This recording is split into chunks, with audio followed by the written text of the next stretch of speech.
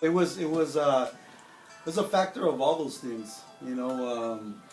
Growing up, so I grew up in a single parent home, and my mom was always at work, and so there was already like a lack of you know, not necessarily affection, but validation and engagement. It wasn't there. My mom was always busy working, so we didn't have the privilege of, or I didn't have the privilege of having my mom be present for a lot of the things, the recognitions, you know, growing up that one gets. And so naturally, you know, I gravitated towards getting that feeling met somewhere else. Mm-hmm. And so growing up in the neighborhood that I did, I developed really good camaraderies with the guys in the neighborhood, you know, with the kids that I grew up with. And so we had a lot of good times growing up.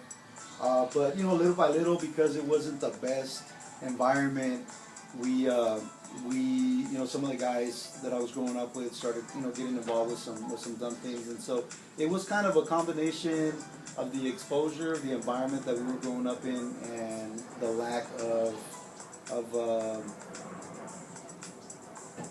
that parental involvement, I guess, mm-hmm. or the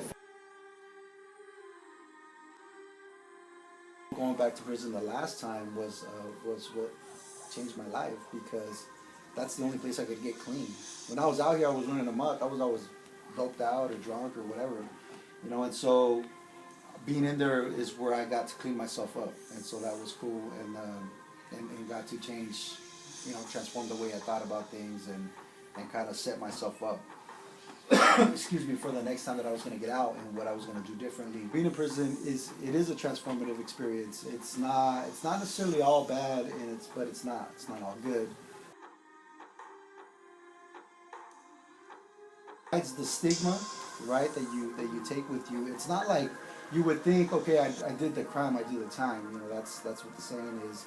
But it's not that easy. You know, you do your time, and then you come out, and then you have to carry that burden with you, that shame with you for the rest of your life, because it's hard to unravel that stigma that you've accrued, you know, in doing time or being in the system. And so what I mean by that is a regular person who hasn't been incarcerated wouldn't know what the hell I was talking about, because they don't have to struggle with, you know, filling out the form and putting that you've been incarcerated, or that you have a felony against you, or that you broke the law at some point.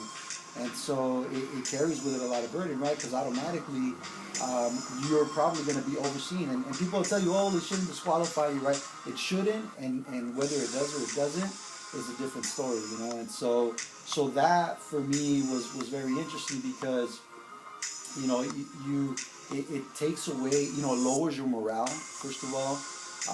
It takes away any feelings of hope, hey, someday I'm going to do great things, and it limits you very much, because it doesn't allow you to think big. You know, then, you know, it affected my son, you know, our kids. He was without his dad for a long time, so without a role model, and which pretty much was going in the same direction as him, growing up without, you know, a certain, you know, role model to look up to, yeah, just, you know, we're just on our own. So when he decided to change and you know, do good, then it was just a whole different.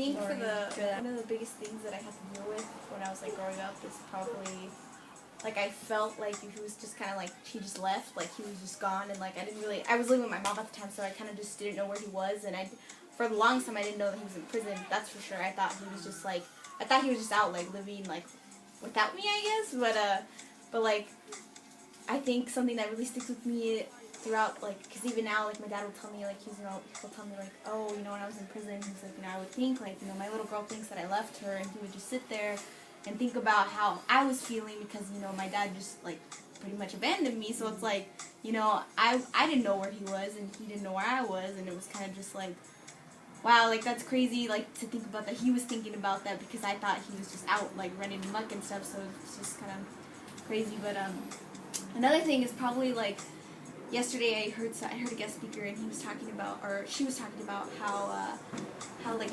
college had never really been an option for her. Like she had never really thought about it until her counselors had talked to her about it. And I was thinking about how my dad, like, college has always been like something like it's never been a question. Like, so it was like, yeah, of course you're gonna go to college. Like, it's of course, and it's a no-brainer. And so I was thinking about, like, wow, like I've been cultured from this man who, like, when he was growing up, like, he never even thought about college. Like this girl that I heard yesterday, and he's the one who's been telling me, like, oh, you're gonna go to college and stuff, and he's going to college.